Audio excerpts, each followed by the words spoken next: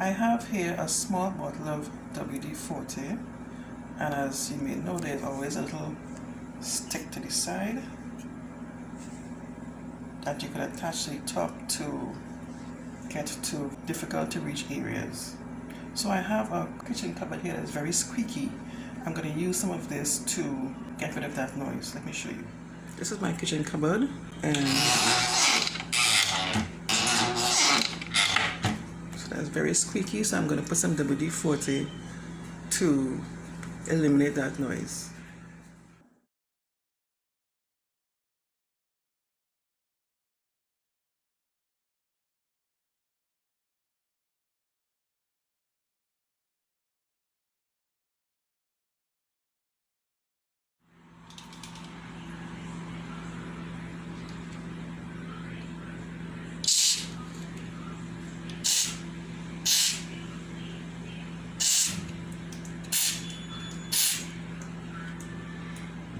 So I'm going to allow this to rest about 50 minutes.